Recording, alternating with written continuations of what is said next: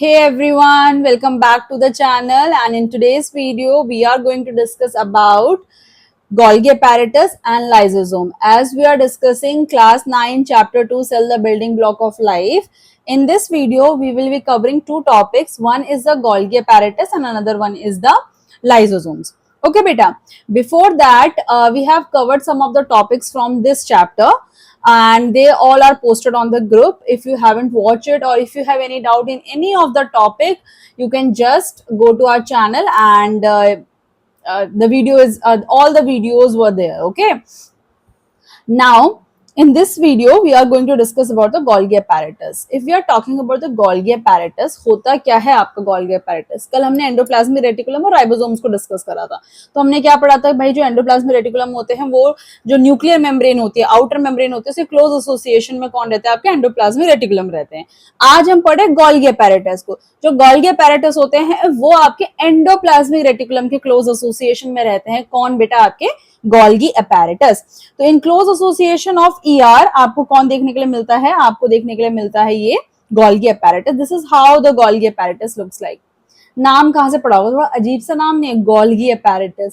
तो बेसिकली ये जो नेम है ये कहां से पढ़ा है? ये पढ़ा है इनके डिस्कवरर, जिन्होंने इस चीज को डिस्कवर करा, कैमिलो गोल्गी. इन्होंने जो है बार्न आउल के अंदर इसको क्या करा था? आपका आइडेंटिफाई करा था. जो बार्न आउल होता है उसके जो नर्व सेल होती है उसकी वो स्टडी कर रहे थे. बेसिकली वो नर्व्स के ऊपर काम करते थे, नर्वस सिस्टम के ऊपर काम करते थे. वहां से जो है इन्होंने क्या जो उसकी नर्व सेल थी वहां से एक्सट्रैक्ट करा जो है कौन? Golgi apparatus को.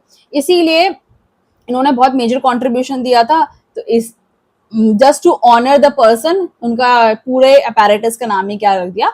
Golgi apparatus रख दिया. तो पहली चीज बेटा आपकी क्लोज एसोसिएशन ऑफ ईआर के अंदर मिलते हैं. एंडोप्लाज्मिक रेटिकुलम जहां जहां होगा क्लोज एसोसिएशन में कौन देखने के लिए मिलेगा? आपको Golgi apparatus देखने के लिए मिलेगा. इवन एक्सटेंडेड होता है, जो इसके वेसिकल्स वगैरह एक्सटेंडेड होते हैं, कहां तक एक्सटेंडेड होते हैं? आपके प्लाज्मा मेम्ब्रेन तक भी क्या आपको एक्सटेंडेड होते हैं. इवन प्लाज्मा मेम्ब्रेन अगर आप और फर्दर स्टडी करोगे तो प्लाज्मा मेम्ब्रेन के इन्वेजिनेशन से ही जो है आपका क्या बनता है? आपका Golgi apparatus बनता है. क्लियर?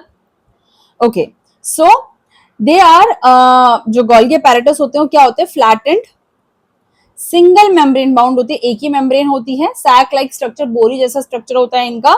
ये आपके क्या होता है? Golgi होते हैं. As you can see in the figure, ये आपका फिगर में आपको दिखाई दे रहा होगा. किसने डिस्क्राइब करा इसको? इसको फर्स्ट आपको डिस्क्राइब करा था आपका किसने बेटा? कैमिलो गोल्गी ने. ये रहे आपके कैमिलो गोल्गी. इन्होंने जो है डिस्क्राइब करा था, किसके अंदर डिस्क्राइब किया था? बार्न आउल के नर्व सेल के अंदर इन्होंने क्या करा था? आपका डिस्क्राइब करा था. क्लियर? ओके. अब इसके पास बेटा क्या होता है? अगर आप Golgi का स्ट्रक्चर ध्यान से देखोगे तो ये मेम्ब्रेन बाउंड सिक्रीटरी वेसिकल्स है. These are the membrane bound secretory vesicles. और ये अरेंज जो रखे हैं ना फ्लैटेंड डिस्क लाइक स्ट्रक्चर्स. तो ये फ्लैटेंड जो डिस्क लाइक स्ट्रक्चर्स है, स्टैक ऑफ फ्लैटेंड मेम्ब्रेन जो आपकी वेसिकल्स है वो मेम्ब्रेन के फॉर्म में है. और वो जो अरेंज हो रखी है इनको हम क्या बोलते हैं? इनको हम बोलते हैं बेटा आपका सिस्टर्ने. क्या बोला जाता है इनको? सिस्टर्ने बोला जाता है. तो ये जो सिस्टर्ने होते हैं ये क्या होते हैं? सिक्रीटरी वेसिकल्स होते हैं. They are arrange in a disc shape structure. Disc shape structure flattened structure होते हैं और इनको क्या बोला जाता है बेटा? आपका सिस्टर्ने बोला जाता है. प्लांट्स के अंदर ये जो Golgi होती हैं, Golgi apparatus होता है, बहुत ज्यादा स्मॉल Golgi apparatus होते हैं. And in that case we call it as dictyosomes. क्या नाम बोला जाता है उसको? डिक्टियोसोम्स बोला जाता है Golgi को. थोड़ा सा Golgi के स्ट्रक्चर्स को और अच्छे से देखते हैं. Golgi की अगर हम बात करते हैं, Golgi apparatus की अगर हम बात करते हैं, इसके अंदर दो फेजेस होते हैं. One is a cis phase and another one is a trans phase. Cis phase को क्या बोला जाता है? It is also known as a receiving side. Receiving side का मतलब क्या हुआ? हमने ईआर में क्या पढ़ा था कि मैन्युफैक्चरिंग करता है प्रोटीन्स वगैरह की, है ना. जो भी आपका आरईआर होता है, आरईआर जो है प्रोटीन की मैन्युफैक्चरिंग करेगा.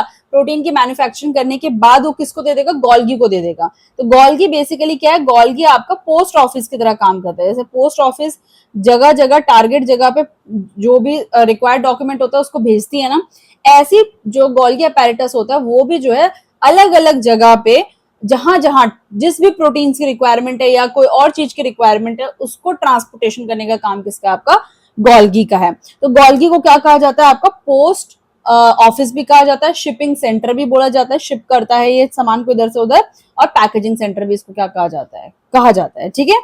तो आपका एक सिस फेज है बेटा, ध्यान दो, यहाँ पर आपका एक सिस फेज है जो कि receives vesicles from endoplasmic reticulum. Basically endoplasmic reticulum के अंदर प्रोटीन का मैन्युफैक्चरिंग हो रहा है, वो प्रोटीन फर्दर जो आपकी मॉडिफिकेशंस के लिए कहां पर आते हैं, सिस फेज में आते हैं। सिस फेज के वेसिकल्स के अंदर वो क्या करते हैं, आपके एंटर कर जाते हैं। तो यहाँ पर सपोज क्या एंटर कर गया, प्रोटीन एंटर कर गया, है ना। अब उसके बाद यहाँ पर जो सिस्टर्ने होंगे वहां पर उसका फर्दर आपको मॉडिफिकेशन होगा, further modification but trans phase से निकल कर, ये this is the trans phase, और यहां से निकलकर वो जो प्रोटीन्स होंगे वो क्या होंगे, पैक होंगे इनटू वेसिकल्स फॉर ट्रांसपोर्ट। दिखाई दे रहा होगा आपको। तो आपके जो सिस फेज से गए, सिस फेज से जाने के बाद वो ट्रांस फेज से निकलकर आपके टारगेट ऑर्गन हो सकता है, टारगेट सेल हो सकता है, वहां पर चले जाते हैं। तो ये विद इन द सेल के अंदर भी ट्रांसपोर्टेशन करता है, और इवन एक्स्ट्रा सेलुलर मतलब सेल के बाहर और कहीं ट्रांसपोर्टेशन का रिक्वायरमेंट है, प्रोटीन का रिक्वायरमेंट है, वहां पर भी उसको फुलफिलमेंट कौन करता है बेटा, आपका गोल्गी अपैरेटस करता है। तो there is a cis phase and another one is a trans phase. एक आपका क्या होता है, सिस फेज होता है, और एक क्या होता है आपका ट्रांस फेज होता है। क्लियर यहाँ तक, ठीक है। अब बात करते हैं थोड़ा बहुत इनके फंक्शंस के बारे में कि what are the different functions that are performed by the Golgi apparatus. तो फंक्शंस क्या है आपके गोल्गी अपैरेटस के, अगर हम फंक्शंस की बात करें तो मैंने आपको क्या बताया, एक पोस्ट ऑफिस है। पोस्ट ऑफिस है, इसका क्या मतलब है, इसका मतलब है ये आपके ट्रांसपोर्टेशन का काम कर रहा है, transportation of material, transportation of proteins, उनका काम कर रहा है। ट्रांसपोर्टेशन जो है विद इन द सेल भी कर सकता है, विद इन द सेल भी कर सकता है, एंड आउटसाइड द सेल भी कर सकता है। इट्स नॉट नेसेसरी कि ट्रांसपोर्टेशन सिर्फ और सिर्फ कहां पर होगा, सेल के अंदर ही होगा, नहीं, सेल के बाहर भी आपका क्या हो सकता है बेटा, आपका ट्रांसपोर्टेशन हो सकता है। तो विद इन द सेल भी हो सकता है, आउटसाइड द सेल भी आपका हो सकता है, ठीक है। इसके अलावा क्या करता है, ये स्टोरेज करता है, storage, just give me a moment.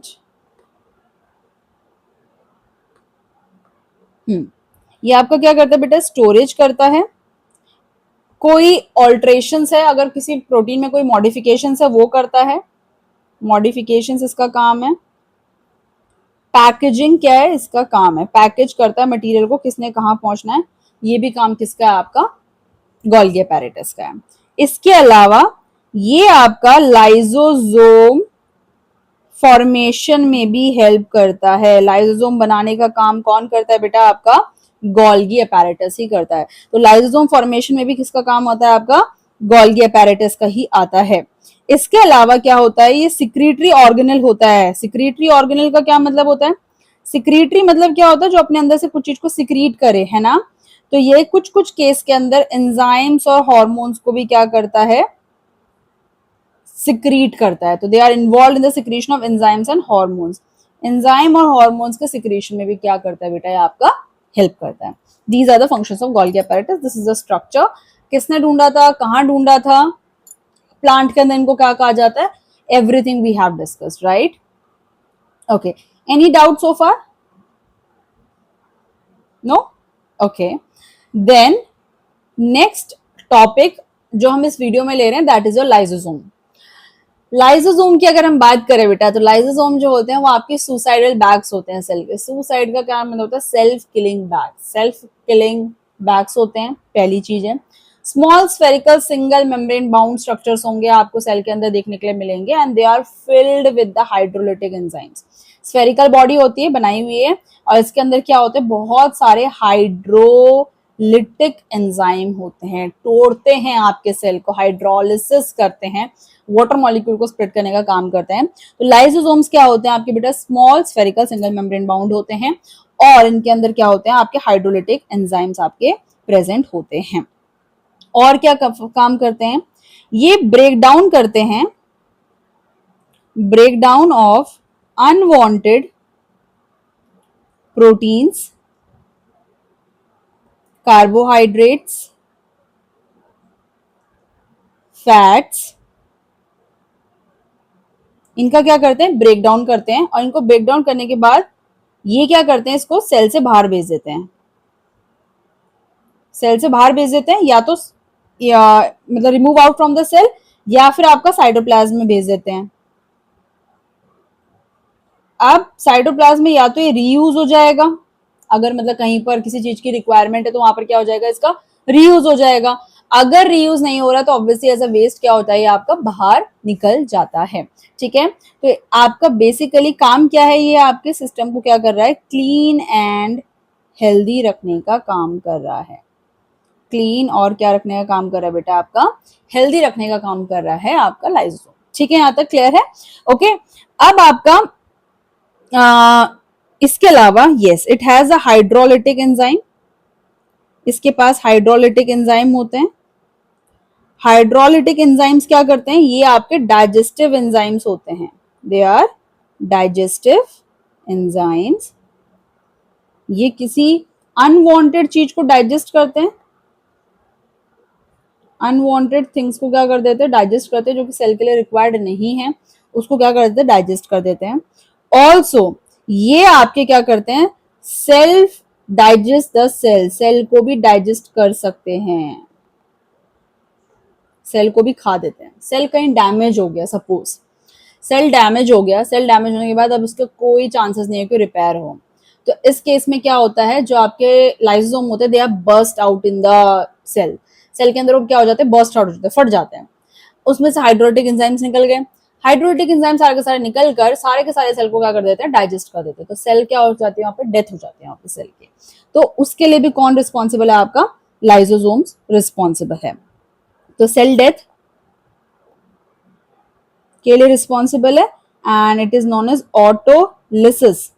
Auto मतलब होता है बेटा सेल्फ, एंड लिसिस का मतलब होता है ब्रेक डाउन, मतलब जब सेल खुद ही अपने आप को तोड़ के और खुद ही अपने आप को डाइजेस्ट कर दे, उसको हम क्या बोलते हैं बेटा जी, ऑटोलिसिस बोलते हैं। यहां तक क्लियर है, सेल डेथ तक किसी को कोई इश्यू नहीं। ठीक है, इसके अलावा इनको और क्या कहा जाता है, they are also known as suicidal bags. बस एक लास्ट पॉइंट और इसमें ऐड कर लो बेटा, इनको हम सुसाइडल बैग्स भी बोलते हैं, क्योंकि सुसाइडल का मतलब क्या होता है, self killing, self killing, side मतलब क्या होता है, सेल्फ किलिंग। तो ये सेल्फ किलिंग मैंने बताया ना अभी, अगर सेल डैमेज हो जाए, वॉर्न आउट हो जाए, कुछ भी हो जाए है ना, तो उसमें जो है आपका ये जो बैग्स होते हैं, ये अपने सिक्रीटरी एंजाइम्स और जो डाइजेस्टिव एंजाइम होते हैं उनको रिलीज करते हैं, देयर बाय सेल को डाइजेस्ट कर देते हैं। ऑल्दो ऑल्सो अनवांटेड चीज को भी क्या करने का काम करते हैं, रिमूव करने का काम करते हैं। कौन, आपके लाइसोसोम्स। तो लाइसोसोम आपके क्लीन अप सिस्टम है सेल का, सेल को जब क्लीन होना होता है राइसोसोम को कॉल मिला लेते हैं ना, और सेल क्या हो जाता है, आपका क्लीन हो जाता है। क्लियर यहाँ तक? Is any doubt? So we have covered the two topics in this video. One is the lysosome, another one is the Golgi apparatus, है ना? तो Golgi apparatus, lysosome. I hope it's clear. If you have any doubt, do it. Let us know in the comment section, बच्चा, so that we can improve ourselves. Also, we can take our doubts in the next video. Till then, thank you so much for watching this channel. And if you haven't subscribed it, go and subscribe our channel and like our content. Thank you so much.